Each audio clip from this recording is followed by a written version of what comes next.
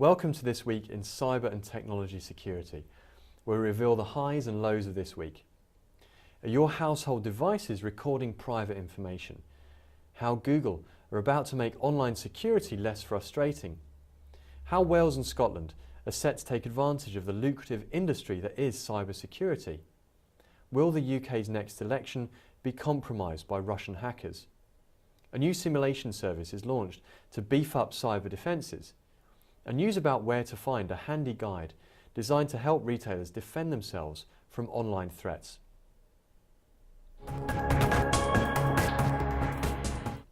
First up in this week's news, we have a new device to add to the list of potential things to worry about.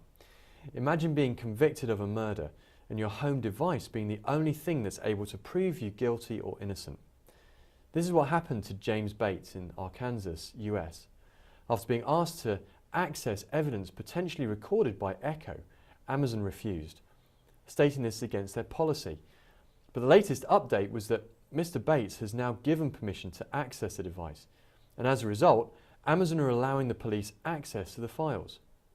As a reminder, Alexa, or the Amazon Echo, is always on, so it hears from a fraction of a second before you say a wake word, Alexa or Amazon. It then records audio until it decides the command is over. How do you feel about home devices listening in? Head over to our LinkedIn group to have your say. Google has developed an invisible web security form that may put an end to those annoying captchas that you're always bound to get wrong the first time round. The process is designed to stop automated robots from accessing web pages, such as buying concert tickets in bulk to sell on for a higher price. Interestingly, the new system is far removed from Google's already simplified tick box. For those of us who can't stand the captchas, the web security decides whether you're a human or a robot through many different factors on the web page you're on, such as how you interact with certain buttons, as well as how long you spend on each of the pages. However, in suspicious situations, a tick box or other form of captcha may still be triggered.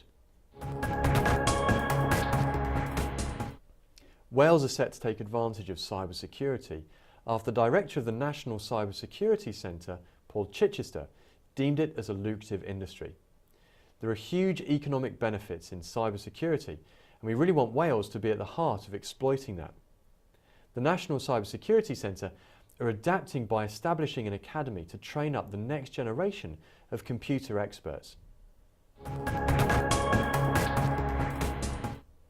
And speaking of which, Scotland has hosted their own apprenticeship week, with students being encouraged to take up careers in cybersecurity.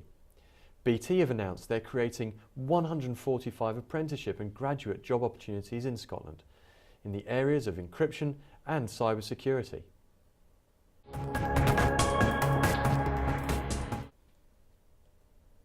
In other news, the UK's next election may be compromised by Russian hackers.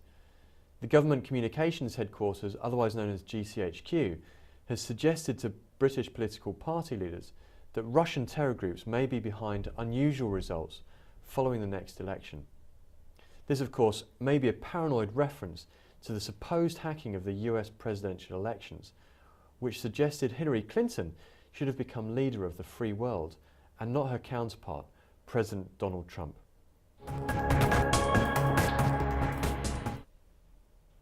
Cybersecurity company Simulate has raised $3 million to conduct penetration tests. Based in Israel, Simulate have managed to develop a software that allows a company to test their cybersecurity. By conducting false attacks, companies will be able to see where their weaknesses are on the web and suggest possible solutions to fix these issues. Simulate software is able to judge readiness for ransom and phishing attacks, and also detect when a hacker may be able to take over a business over the internet.